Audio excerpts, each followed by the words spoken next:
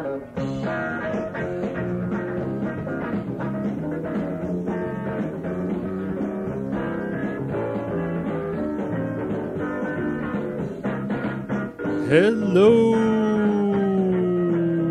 and welcome to the latest episode of the Bad Times Good Stories podcast.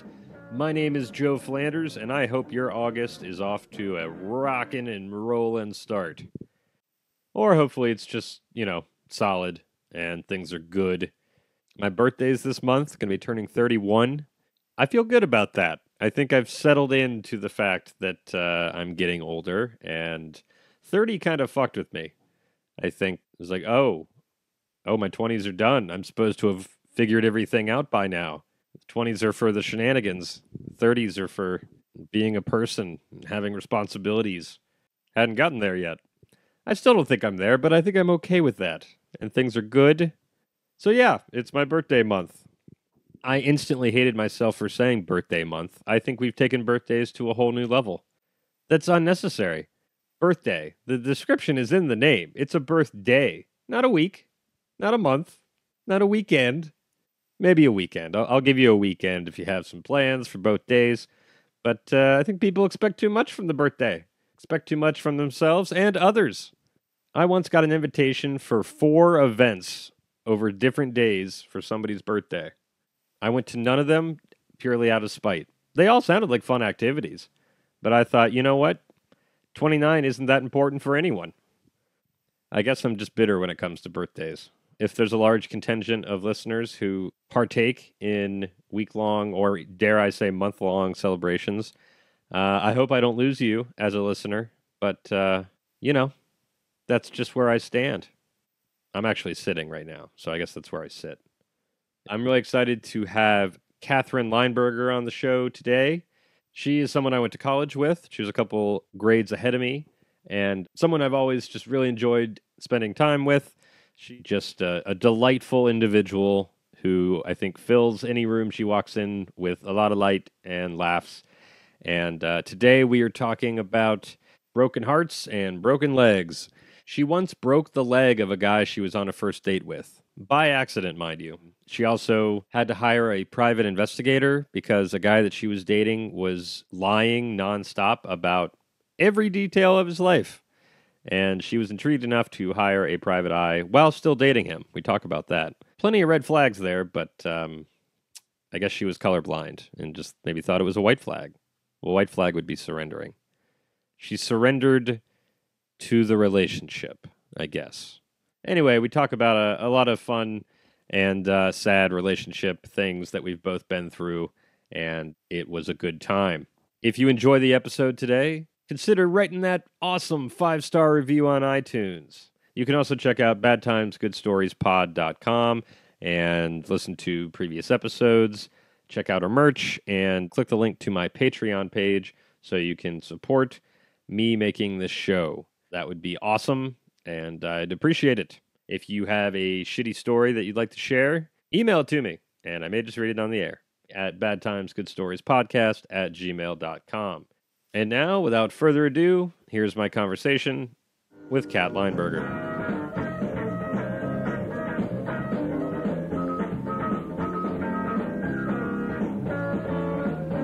You might scoot the mic up a little bit. Yeah, no. Is that better? Okay. That's good. Okay. I like only being able to see half of people's faces. I know. It's like, what's his face from, is it Man of the House? Or not Man of the House, Home Improvement. Oh, yeah, Wilson. Yeah, the guy whose face you never saw. I wonder if he ever got any jobs other than that. If he did, we wouldn't know because we've never seen his face. There's one episode where you see his full face. Really? Was that like the series finale? No. It was an episode where they go fishing, I think, because I remember it was a really big deal. I watched pretty religiously because I was in love with JTT. So. Well, yeah. Every girl my age was.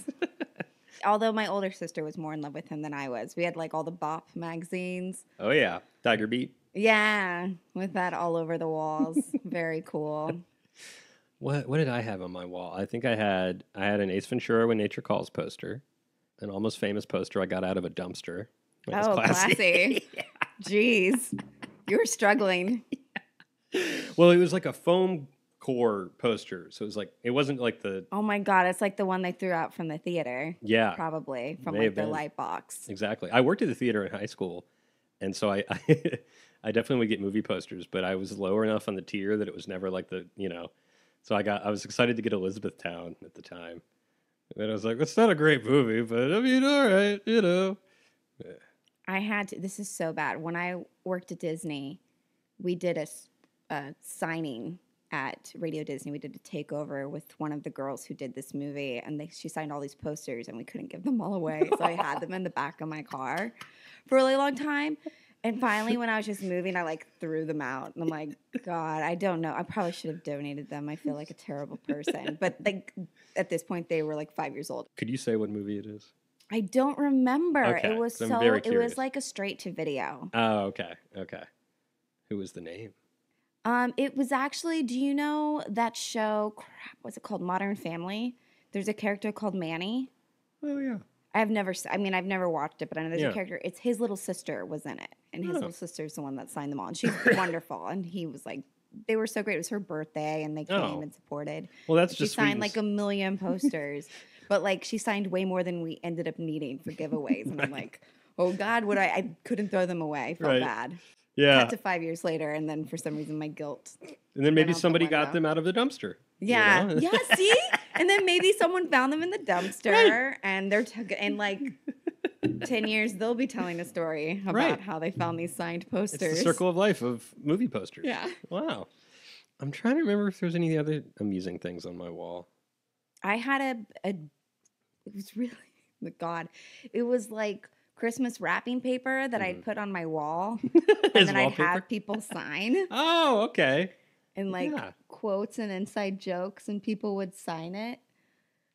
Yeah, I don't remember. There was some weird things about like so and so, very fifth grade. Oh, nice. Yeah, I had a friend that did that in high school, and it was funny because I like to think I was well liked in high school, but I kind of bounced around different groups, and so there was a group that I thought were definitely the cool kids who had accepted me, but I wasn't like always hanging out with them. Yeah. And I really wanted to get on her wall.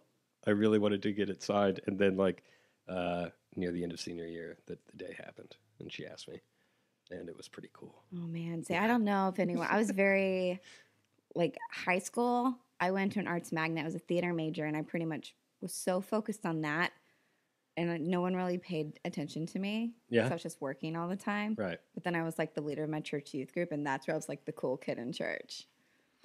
Oh, yeah. The rebel Sunday school person. No, I wasn't a rebel. I was like the leader. I was like super like, Jesus is amazing and he's great. And I would sing. And yeah. That's where I was cool in high school, was at church.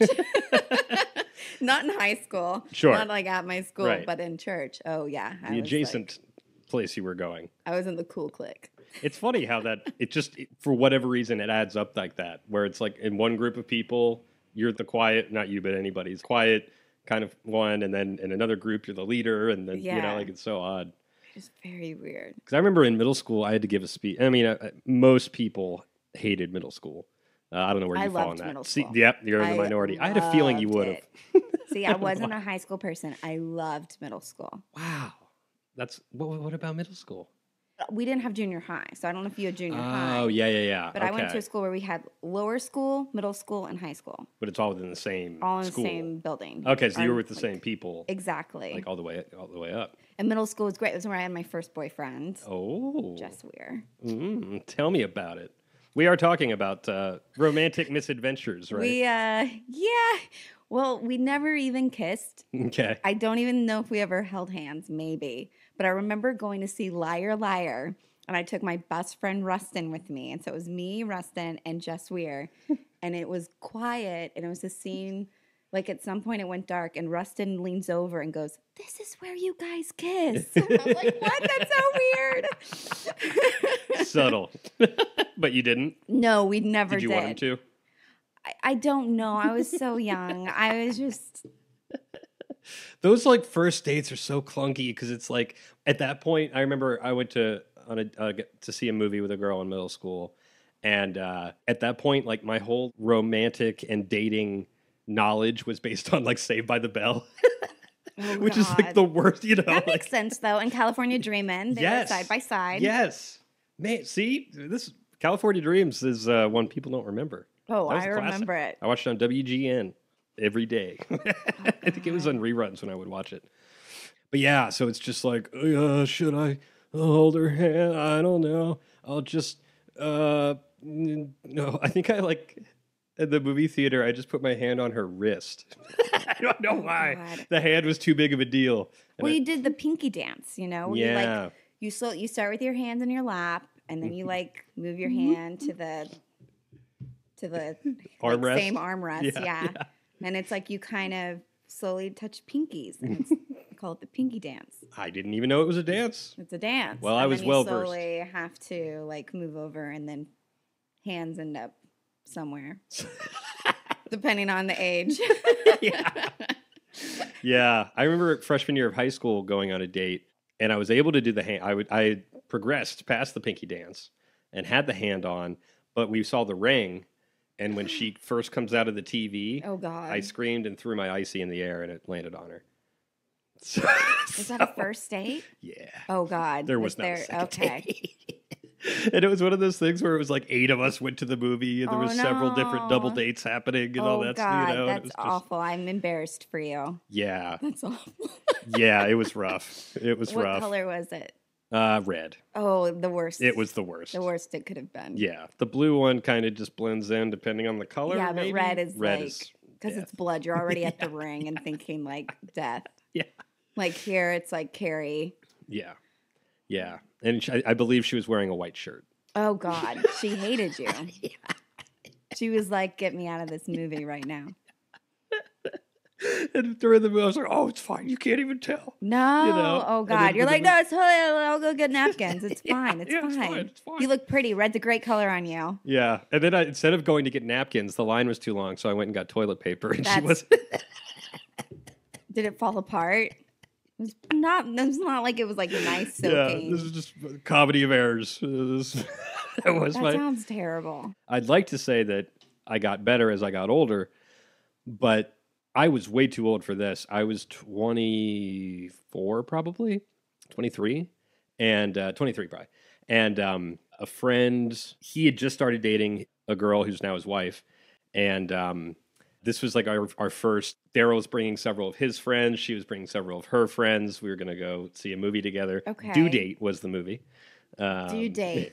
Wait, who was in that? That was Robert Downey and Galifianakis. Oh, God. It seemed like they just made it. It's the same director. And Due Date just felt like they were making that in between takes of The Hangover. Probably. Like they were like, we need something to do. We're bored. We're going to go make this other movie. Yeah, it was fine. But anyway, so it was myself and 2 friends and Daryl, and then his wife and her 3 friends. And me and the other 2 guys, we thought it would be, we'd never met these girls before, but we're like, well, it's an even number. We're all going on dates here. That's how this is working. So we sat in a way where we sat every other seat. Of course. Oh, my God. Like you guys went in before anyone else got there and sat every other seat? Yeah, we sat every other seat. Like, well, they could choose which one they'd like to watch the movie with. And then I remember it was like on a dime. They walked in and stopped on a dime and looked at us, looked at each other, and then just sat down next to Julia on the other side of it.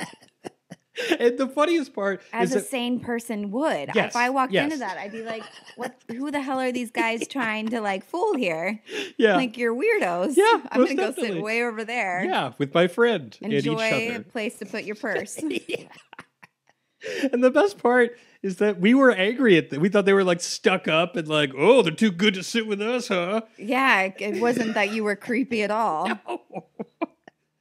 And it wasn't. It was probably like 3 years later when I thought about it, and I was like, "Oh my God," because Daryl's wife has always been very kind and warm to us, and I actually told her, I was like, "That is a testament to your character," because for that being like a first impression, morons.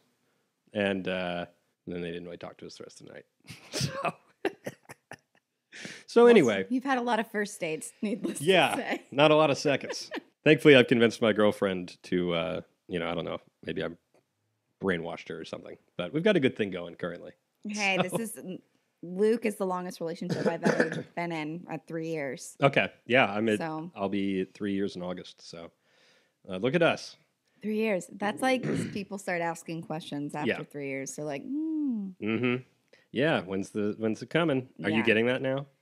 Yeah, and it's funny because it's like you can't go on a big trip without people deciding that you're going to be engaged by the end of it. Like we've been on a couple big trips. Right. Every time especially my aunts who from Texas, and every time like we went to London, like only like a year in Yeah. of dating, and they were already like, "Oh my God, you know you're going to come back with a ring," and then I'm like, "No, no, I'm not. I don't want to come back with I the don't. ring. Yeah, like you may think in Texas time frame this Right. is normal, but Exactly. I don't live in Texas. Exactly. Yeah. 1 year is not enough time. No, definitely not. Well, before this lovely relationship you were in, I understand that you've had some hell of a first dates yourself. Yeah, that's one way to put it. I've also had a lot of first dates. I have like a 3-date curse. I go on up to 3 dates, and Yeah. then it's either I ended or they ended, or it's just embarrassing moments that Okay. are ruined. But yeah, the one I specifically, the worst first date ever was right after graduating college, Mhm. and I'd moved back home, and it was before moving to LA. And me and my sisters, like I guess they were in town too, and we had all gone out to this bar called the Londoner. Okay. Sounds classy. It was you can still smoke cigarettes inside. That's the kind of bar this Okay. is, All right. to give you kind of an idea. Okay. Yeah. And I was hanging out with my sisters, and this guy came up to me, and we started talking, and he was like, "Can I get your number?" And I was like, "Sure, here it is."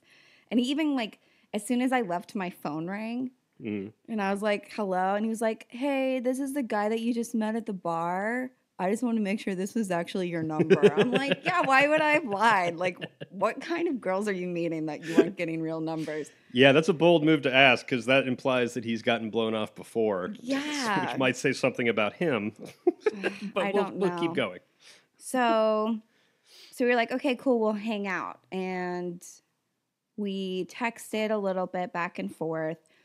And then a week later, I was out with my friends, and I saw him there. And he was like, "What are you doing?" I was like, "Oh, just hanging out, got off of work." And he was like, "Well, hey, I know we're not supposed to have our date yet, but do you just want to hang out now?" Yeah. I was like, "Okay, fine." Yeah. And I was like, "Okay, we'll do something I want to do and something you want to do." That was my Nice. end. That's my little flirty thing. And be like, "Okay, you get to do something and I get to do something." Okay. I like Which that. has worked out. Yeah. Mine is always going on a swing set. It's my favorite thing to do. That's great. How have you always loved swing sets? Yeah, since I was little, I was even it sounds so wrong now. I was in a club with a bunch of girls. Yeah. And we called ourselves the Swingers.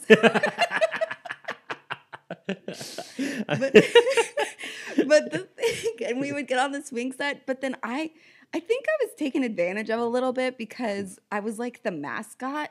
So they would like throw their shoes off their foot while they were swinging, and then I got to be the person to go grab their shoe and bring it back to them. Like I think I was taken advantage, but I was part of the Swingers, and they were the cool girls. Like they were the really pretty. So before we go on, I really hope that you like came home from school one day really excited. You're like, "Mom, I'm in the Swingers. No, I don't know. I'm one of the Swingers." Mom, I'm a swinger. Yeah. I love swinging. Aren't you proud? Oh my God. Making all sorts of new friends. I was such a great child. Anyway, sorry, you were saying. Oh God. So you went on this date. So anyways, yeah. So we went into my old school and went on the swing set, and then he was like, "Hey, so do you want to come back to my house? I have homebrew." Mm-hmm. And I was like, "Okay, fine." Like he seemed legit. Like he wasn't creepy. I'd spent enough time with him. I'd seen him out multiple times. Yeah. So I knew he wasn't like some rando off the street. Yeah. So I was like, "Sure, yeah, I'll come back to your house and we can do the homebrew." And he was like, "Okay, why don't you follow me?" So he had a motorcycle. Ooh. And then I had my car. Yeah. So we're driving along and we get to this light that turns yellow. And so I figure he's going to go through it and stop on the other side. No, he was nice enough to stop. I was going too fast to slow down in time, and I hit him. He flew off of his motorcycle no. to the point it was totaled. He's lying on his back. He can't move. I have to call the cops to show up there. And I'm freaking out. Yeah. And the cops are there, and they like made me do an alcohol test. Like I was walking. No sober person would do this. Right, yeah. Like, they say. Who are you?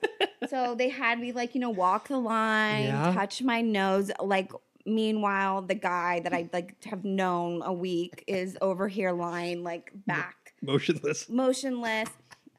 And oh God. And it's like the middle of the night. Oh, okay. And my car's being taken in, it's totaled. His motorcycle's totaled. Oh no. So, of course, the most brilliant thing I can think of is I tell the cop to take me to the hospital where he's going. Because, of course, he's going to the hospital because he broke his leg. And did you know it was just his leg at that point? Like, if he wasn't moving, did you, like, think you killed him at first? I think I was freaking out. And honestly, it's like it comes in and out when I think about it. Right. Like, there's little moments, like when you see movies and it, like, kind of does jump cuts. Yeah. It's kind of how I remember it. Yeah, because I'm sure the adrenaline was kicked at you. Like, you were just not I was on high alert. So I went and I stayed with him all night in the hospital. And it was kind of one of those things where I was like, oh, my God, what do I do? And finally, I was like, I'm so sorry. And the next morning came and my mom, finally, I could call her to come pick me up. Yeah. My poor mother. And so the thing was, it's like this day and age, you have a bad date. You kind of are like, all right, you cut ties. Right. The problem was he kind of went to the same bars I did. It was in this little town like in Addison, which is right next, like kind of in Dallas. Yeah. So for the next couple months, he never texted me back, obviously. Like, I tried. What was the conversation like in the hospital room? Like, I don't remember. I'm very I just remember curious about sitting that. there. Like, was he talking? No, I think he was on a lot of drugs. Okay, he broke his leg. He was in a lot of pain. Yeah. And I just sat there. Like, because what else am I going to do? I just sat there with this guy that I didn't know in the hospital, like waiting for daytime so that I could call my mom to pick me up. And okay, so you keep running in. Shockingly, he does not text you back. He doesn't text me back. I was like, I'm so sorry. Like, I get home, I'm like, I'm so sorry. I'd still love to try your home. But like, here I am trying to still make this date out of it. And God forbid, I wish I would have given him the wrong number at this point. But the thing is, I would see him out at the bars, but like with crutches and his cast. God. And for like a month, I had to watch this guy. Did you ever walk up to him or anything? No. I'd I'd see him from afar. I'd be like, oh, I broke that guy's leg. Forget heartbreaker. You're a leg breaker. I'm a leg breaker. Wow. Well, so how were your dates after that one? They were good. Yeah. It was after. Well, then I moved out to LA. Mm-hmm. And kind of kept things up with my college sweetheart for a little bit. Sure, that I won't go into. That's entirely up to you. And oh God, then I dated Franklin. Okay. Oh God, he's the one I got a private investigator for. Oh, okay. Well, that sounds like a story. So pretty much we were dating, and it was 6 months, and I hadn't seen his place. Okay. Like, he would always take me to hotels. Like, we'd always do staycations, and he would talk about how he lived in Calabasas and had a nice house, and he drove like a nice BMW car, and I took him for his word. Mm-hmm. But it was 6 months in, and I'm like, okay, I haven't seen this guy's house. What's going on? Something's up. Yeah. So he finally admits to me that he lives at home. He's Okay. 33. Okay. And I'm like, okay, great. Wait, so he's living at home, and what'd you say he's driving? A BMW. Huh. So appearances, he's got the appearances down. Yeah. But the actual living. Okay. So, and the thing was, this was only the beginning of the line. Right. So then, as I'm being introduced to his family. Yeah. And his mom keeps referring to his dad as Mr. Pinto. Now, Franklin had told me his last name was Pinelli.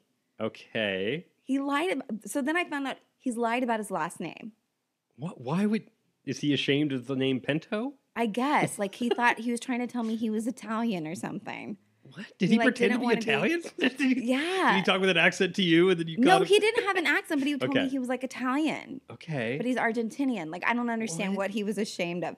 He had Okay. issues. Well, sure. Then what's weirder, he told me stories about ex-girlfriends that I found out were actually stories from his girls that his cousin had dated. Like, his cousin started telling stories about the girls he dated. And I'm like, these are the same stories Franklin told me that Oh were my like God. about his ex-girlfriends. It was really weird. Okay, was Franklin there when his cousin is telling these stories? I wonder if he's just like, oh, shut up, those are my stories. Yeah, Oh my but he God. kind of was so dumb that he just didn't. At this point, I was kind of like, what? Like, I was just, he's a liar. I don't know why I stuck with him. That was going to be my next question. But, It's one you of know. those things where I think I hated my job at the time. And so I pretty much was so miserable that just to have somebody to kind of, his family was really, I loved his family. Yeah. And his mom kind of brought me in, took me in and fed me. And I had a nice life with them. Sure. But then, so he kept telling me that he worked for this company. Okay. And this is when I got the private investigator because I went and found out this company doesn't exist.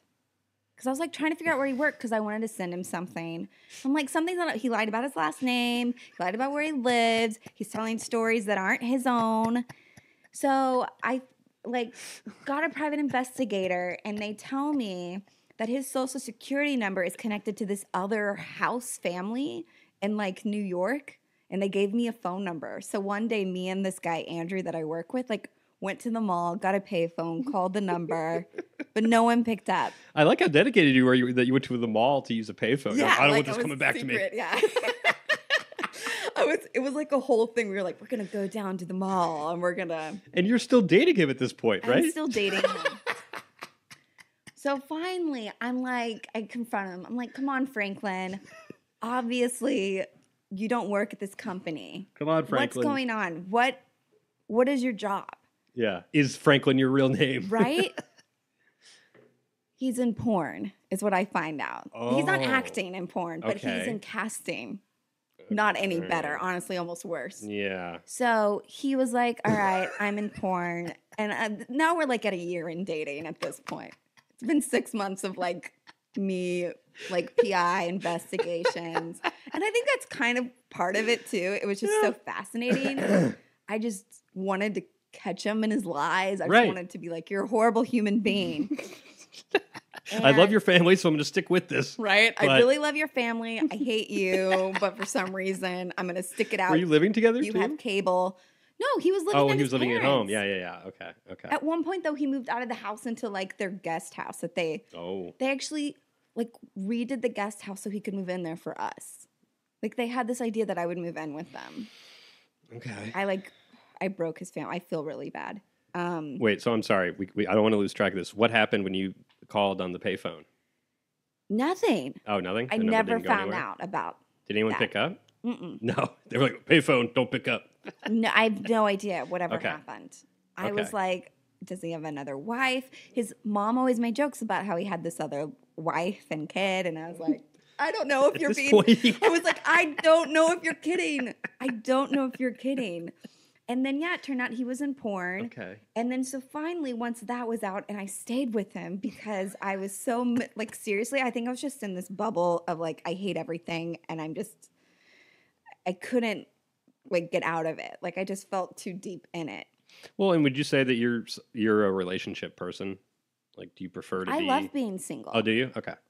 So it's one of those like I don't mind. Like I'm a very independent person. I don't need anybody. So I don't know what it was, Yeah.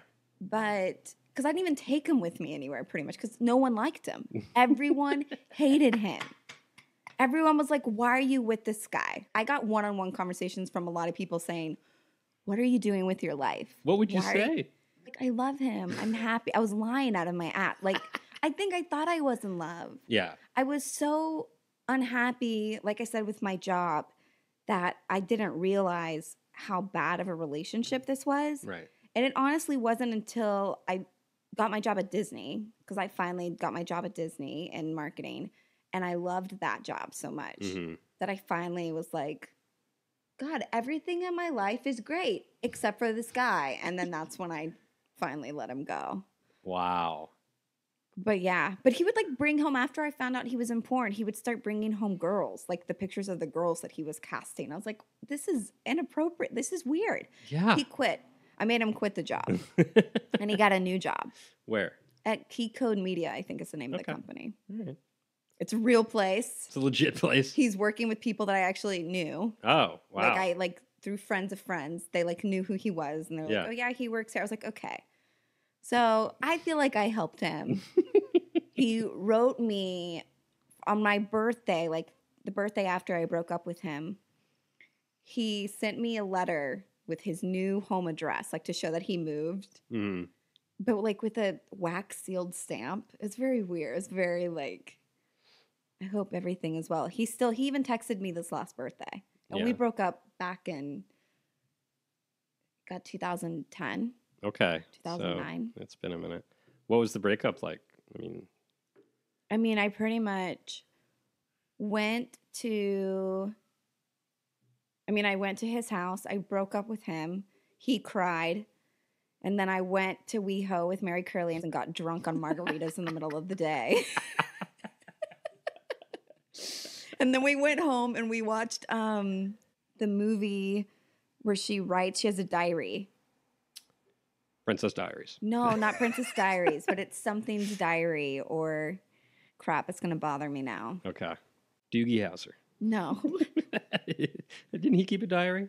I think so. I don't know. It's Renee Zellweger. Oh, the thing with the Colin Firth and oh, God. See? People are listening going, it's Bridget Jones' Diary. Bridget Jones' Diary. Yeah. So that's what we ended up watching, and then I passed it on the couch. Okay. So it didn't sound like it was too bad for you. So that's good.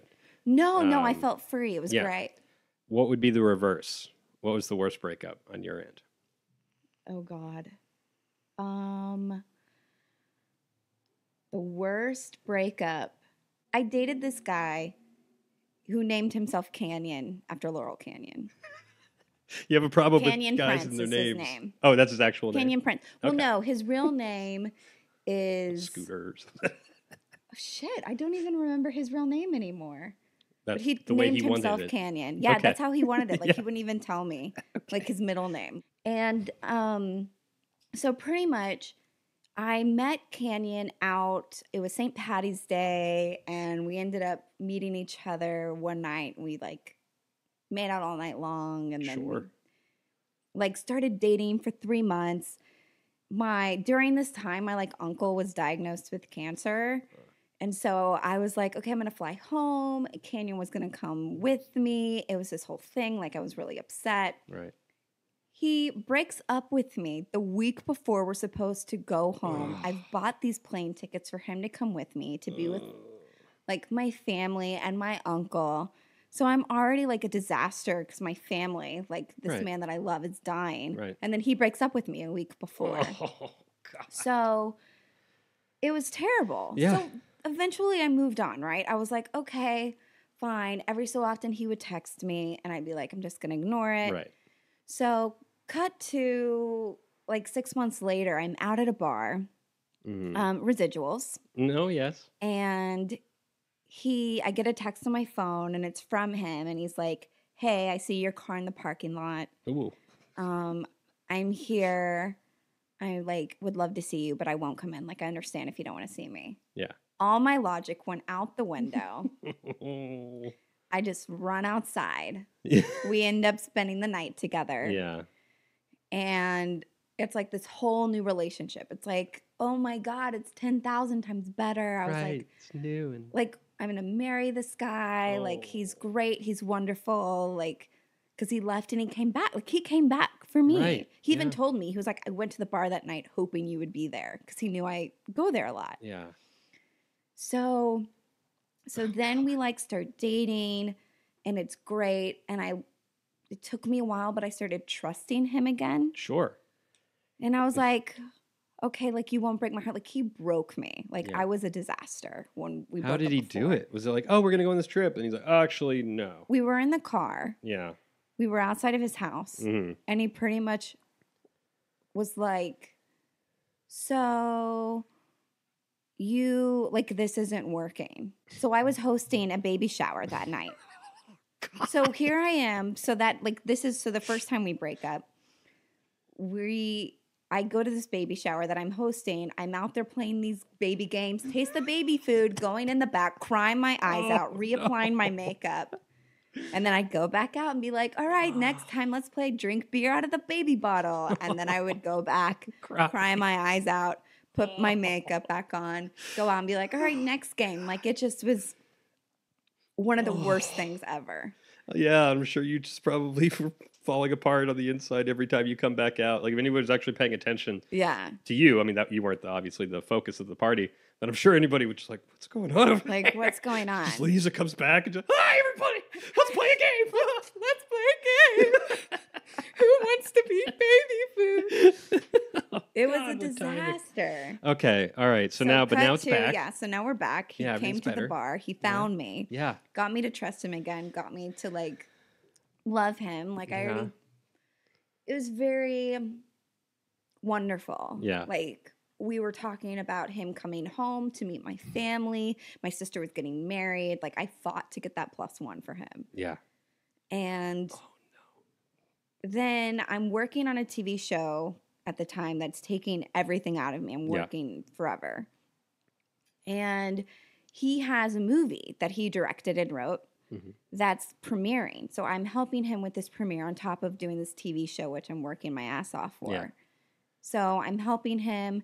And it's like 2 weeks before the premiere, he starts acting weird. He's not texting back. Something's going off. I'm like, what is going on? Because it was great. Like, we were doing really well. Like, how long had the second round been going on? Like another 3 months. Another 3 months. Okay. All right. So I go to his house. Oh, let's go back. When he asked me the second time around to be his girlfriend, we were at Disneyland. He had this, like, plastic ring he had found on the ground that he, like, gave to me to be his girlfriend. Yeah. Like, it was really cheesy and gross, and I ate it up. I was like, oh, yes, give me all the cheesiness ever. Yeah. Like, asking me to be your girlfriend at Disneyland, like, one of my favorite places. Right. With the ring. I was like, this is great. This little cheap, like, candy store ring. Cracker Jack, right, yeah. Cracker Jack. So everything in my mind was going great. And then he's just acting weird. And I'm like, something's up. To the point where me and my friend are, like, stalking him. We're driving by his house one night because he wasn't answering his calls. Right, so I you're was probably like, he's concerned. being weird. Yeah. I had already not been sleeping, so I was already a little, like, loopy-doopy. Right, yeah, okay. And so my friend Chris talked me into it, and he was like, let's drive by his house. And I was like, okay. So we drove by the house, and I saw, like, some guy was there talking to him. And I'm like, why is he ignoring me? Right. So finally, it's like the weekend before his premiere. I have to take him some easels to put posters on for his premiere. I'm exhausted because I'd been up doing deliveries until about 3 a.m. And he was like, I need to talk to you. And I said, I'm exhausted. I just want to go home and sleep. Right. It's 3 o'clock in the morning. It's 3 o'clock in the morning. He was like, I need you to come over now. Oh, like, you have to come over. We have to talk right away. Oh, my. So I'm about to tell probably one of the most embarrassing stories of myself. Thank you. So I show up there and, like I said, exhausted, completely drained. Did you have a feeling where this might go? I knew it wasn't working. Right. But I also knew he wasn't really wanting to be in a relationship the first go around. So in my mind, I was like, he can't handle being in a relationship. Right. It's too much pressure. He's freaking out. Right. So when he tells me this isn't working, my natural reaction, I was like, you know what? I get it. If we need to go back to where we were just dating and we didn't have a label, that's fine. Like, I like you. I care about you. I want to make this work. And he was like, no. He was like, I just need to be. He's like, it's just not working for me. And I'm like, okay, great. So I started making jokes and I was like, yeah, now what am I going to do if you start dating someone? And he was like, Well, actually, Oh, no. and I was like, what? He had met someone Mm-hmm. at a job that he had taken to get extra money to spend on us because he wasn't making a lot of money. So he took a second job, and at his second job, he met a girl who is now, she was like Mrs. Burbank. Like Wow. she's trying to be Miss USA, but she was like Sure. Miss Burbank or All right, whatever. yeah. And so he is dating this, like, he's like, I'm dating this girl. Mm. I still want you to come to the premiere. She will be there. And I'm like, are you kidding me? You mean the premiere I've helped you put together? Yeah, I didn't help him put it together. I was just okay. helping him with all the PR, like getting Okay, PR, like okay. using my contacts and stuff, like Yeah, but helping, still. Yeah. like get people there. Yeah. And I was like, what? And I was so taken aback. I was like, I can't handle this. So he's like, do you want a drink? And I was like, you know what? Yeah, no, I want a drink. Make it stiff. Oh, I drank a lot. We had this big bottle of vodka I'd bought for us. Yeah. I probably poured like an entire glass and just drank the whole thing to the point of being drunken, belligerent. Like, I don't know the last time I've ever been this drunk and upset. I was screaming. At one point, I think I pulled a knife on him and was like, I'm going to kill you. Like, I was like, you're a horrible person. I'm like, how dare you do this to me? Like, you broke my heart once, like when my uncle was dying. Then you came back. Then you broke my heart again and are leaving me for someone. Like, who are you? You're a horrible person. Yeah. And at one point, I'm like running in the streets. I like ran into these two guys and became friends with them. And he's like following me, trying to make sure I don't hurt myself. He's trying to be nice. Like, he could have easily just locked me out and called the cops on me. Sure. It doesn't make, he's still a piece of shit. Right, but he He's at least had horrible. an ounce of dignity, or, He had a little bit of niceness. Yeah. In the point where he wouldn't let me die. Right. So I guess good for him. But fuck that guy. So I'm like going crazy. I'm yelling. I'm screaming. I'm so tired. Eventually, he calls his roommate who knows me to the house.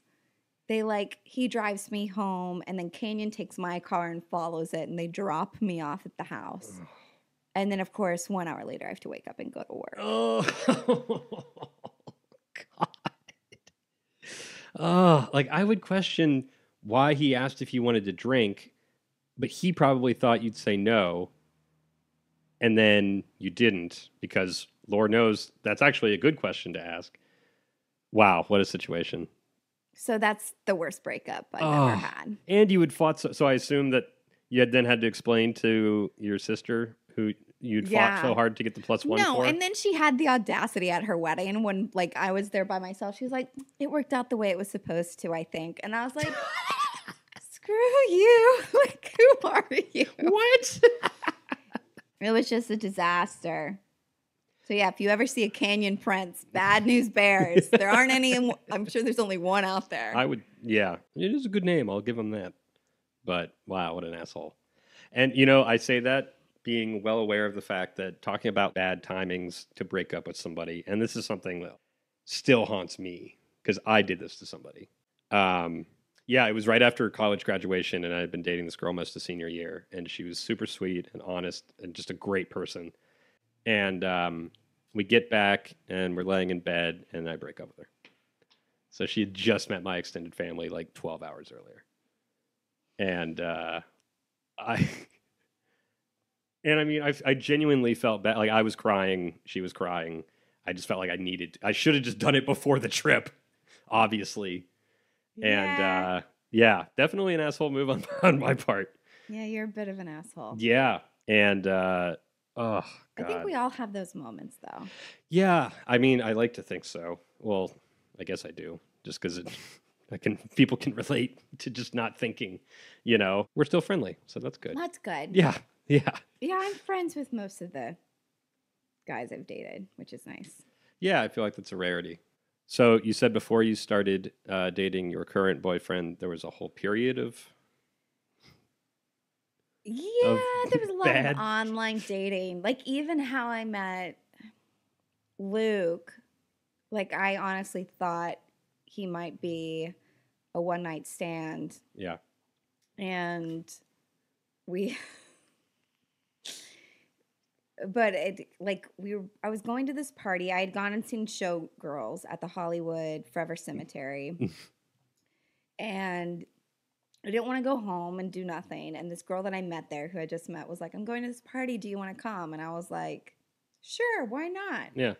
So then I was like, "Oh, I'm talking to this guy on it was Hinge. I don't know I if don't know Hinge that is one. still around. I don't know Hinge. What It's what like was their uses angle? Facebook, so it's like friends of friends that puts you in Oh, okay. contact with." All right. That's a good angle. And so I was talking with Luke, and I was like, "Hey, I'm going to this party where I don't know anyone. Do you want to come?" Yeah. Had you met yet? Or No, okay. we hadn't Yeah. met yet. Yeah. And I thought this would be a fun way. He's 6 years younger than me, so I was like, whatever. Yeah. It is what it is. Yeah. And then, of course, he ended up coming, and 3 years later. But yeah, there were a lot of just dating in general. I have to say, as a girl, it sucks in the fact that it's hard because you get a lot of your guy friends who like you. Yeah. And it's like you almost feel like you have to go through breakups with your guy friends who you never even had a relationship with. Sure. Like Yeah. that's what I was thinking of when I was like, what's the hardest thing kind of about dating? It's not even dating, but sometimes being a girl and you have guy friends who like you and there's nothing you can do about it. Right. Yeah, It's and just it feels kind like a of- breakup just by saying like, "Hey, just to be clear, you're my buddy and nothing more." Yeah. And then that's they always finally the get- awkward is like how you Yeah. have to kind of figure it out. And Right. then once you find out that like one of your friends likes you, it's like, oh, I can't hang out with you anymore because I don't want to lead you on. Right. Yeah. And then that's the hardest part. And I've definitely, as a guy, I've been guilty of that. Like for the longest run, I would just kind of fall for whichever girl I was hanging out with, just even as friends, you know, because I was around them. And I was like, Yeah. oh, this person's great. And in my head, it's like, well, we already have a rapport. I don't, you know, because it's hard dating. So it's like, I already know this person. We It's seem really to have a hard. good, you know. And yeah, there was a friend of mine, you know, I was definitely grew to be into her. I'd gotten us tickets to see Steve Martin at the Pantages when he was playing with the Steve Canyon Rangers, playing the banjo. Got her flowers when she was in a play back in home and had them delivered. And she said, oh, thanks so much. I was like, yeah, definitely. When you get back to LA, making the move. And, but I've never been one to make moves very well. So we were just like sitting in her no. room. And it's funny because I was never even really attracted to her sexually.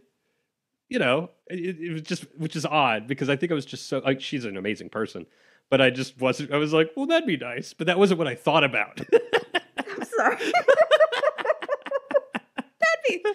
That'd be nice. Yeah. I mean, I wouldn't, That looks cute. I wouldn't be You're opposed cute. to that. You know, like we could do that. But really, I It's just, like a teddy bear. It's Yeah. like, oh, I like having you around. yeah. But I was just, you know, lonely and she was a great person. And I was like, yeah, okay. So I told her, you know, in a bumbling way, it's never like in the movies where it's just grand monologue. I was like, so I'm into you or something. You know, I can't remember what I said.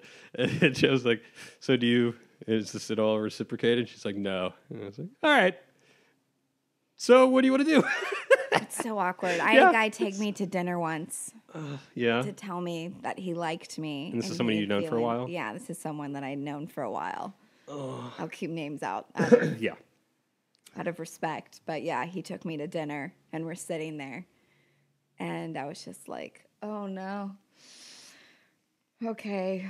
Like I kind of knew it was coming, but it was just weird. It's like, how do you have a normal conversation after that? Right. Yeah. It's really hard. What did you say? I think I said thank you. Because what else can you say? You can't. No. Thank you. I don't feel the same way. but Right. Thank you for seeing me the way you Right. see me. So should we order an appetizer? Or Right? You're still paying, right? I think we were at Applebee's. Nice. Very My girlfriend and I classic. love going there, It was actually. in Winston-Salem, so Yeah. there Yeah. weren't many options. No, that's true. There weren't a lot of options.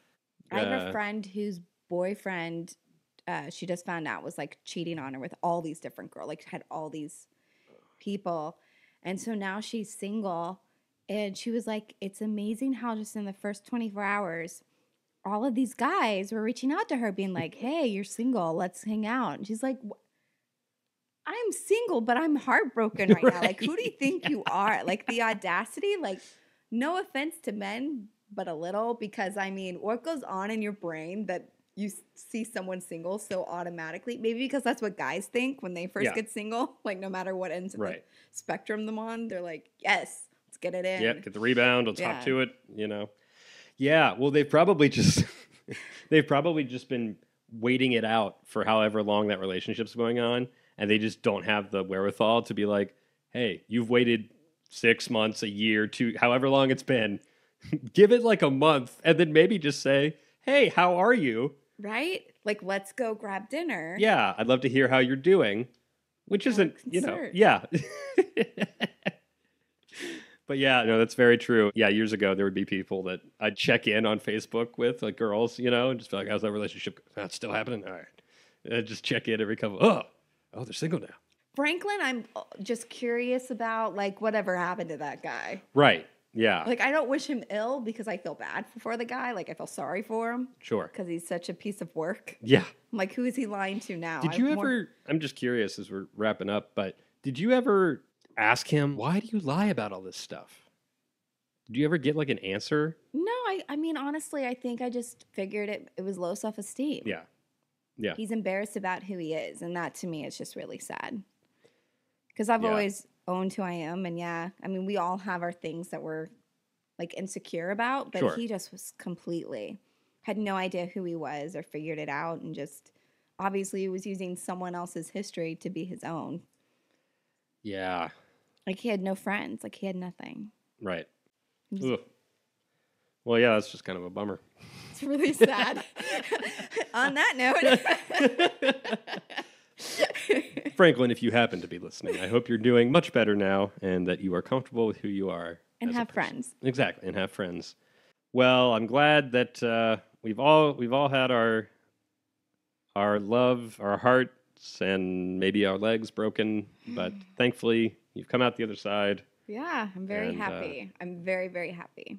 And there we go. That's the best we could hope for, right? Yeah. I mean, the truth is, I'm glad I've dated a lot of people because I'm not ever asking about the what ifs. I've done them all. Yeah.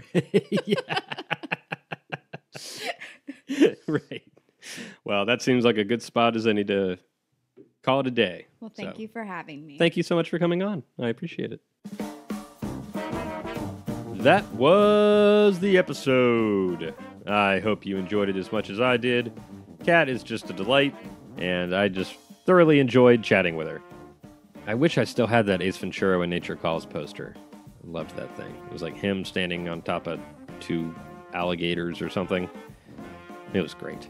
If you enjoyed the episode, give us that iTunes review. Make the show look legit.